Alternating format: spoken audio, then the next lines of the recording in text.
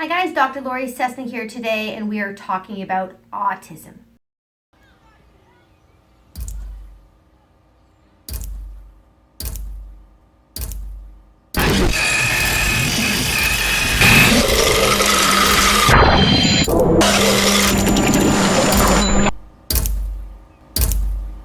Everything is so loud,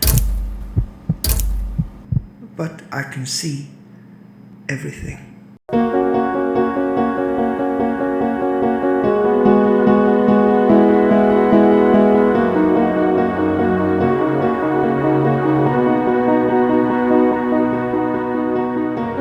There are often many beautiful and extraordinary abilities of people diagnosed with autism.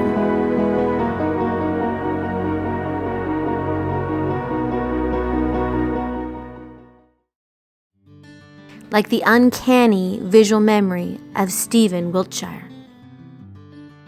Here you can see him drawing landscapes with exact detail from memory.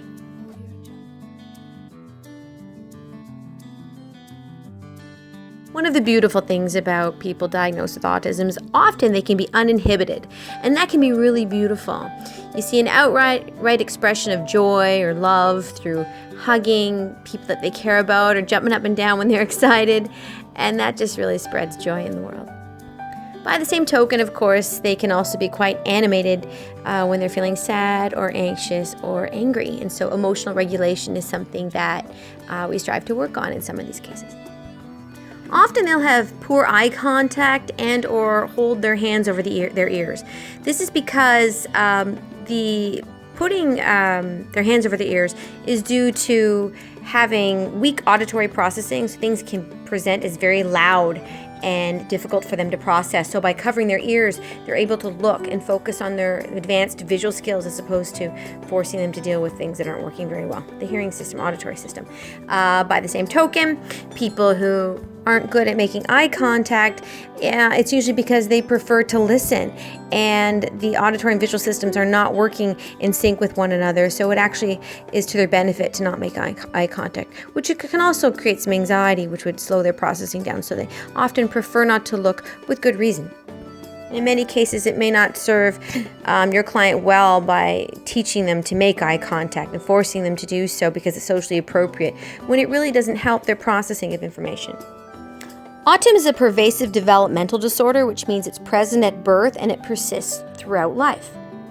Early signs of autism include speech delay, delayed walking, sensitivity to sensory information like sounds and sights, repetitive behaviors like hand flapping, and sometimes OCD-like tendencies where they like to have all of their ducks in a row, so to speak. They may line up their toys, as an example, every day or need to have everything just so in some cases. When determining whether someone has autism, we look for weaknesses across several areas. These include communication skills, social skills, life skills, nonverbal learning, and sensory processing. Weaknesses must be found across at least a few of these areas to receive a diagnosis of autism.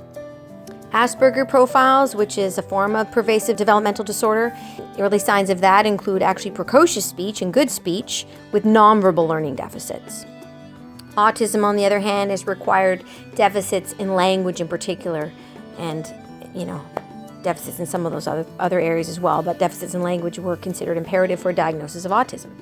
In recent days, however, scientists and clinicians agree to remove the word Asperger's, lump it under the same category as autism or pervasive developmental disorder, and instead now what we're doing is we're just making note of those areas of difficulty for those people, because each person is different, and the level of that difficulty from a level of 1 through 3.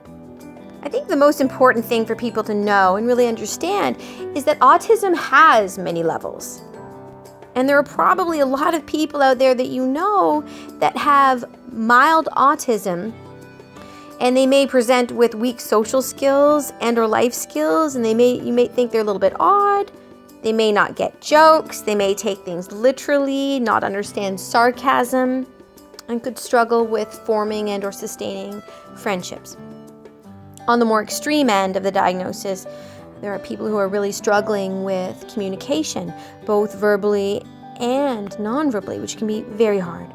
I really want people to understand, both professionals and non-professionals alike, that most people with autism, and I've worked with some of the hardest cases around, are not really as impaired as sometimes people treat them to be or view them to be. It's almost like they are trapped in their bodies, and it's just very, very hard for them to relay to you what they have learned and how they are feeling. To demonstrate, I want to share with you the story of Carly, a girl with autism who has been trapped in her body, who has learned very much information over her lifespan, far more than her parents were even aware of. We were also horrified because for years we had spoken in front of her as if she wasn't there. For much of Carly's life, professionals believed that she was actually mentally retarded. Little did they know that when she was exposed to technology that allowed her to type, to get her thoughts out, that she was a highly intelligent, humorous, beautiful young lady. In fact, since this time, Carly has gone on to have her own YouTube channel, Facebook page, and also her own show, the first nonverbal interviewing show in the world.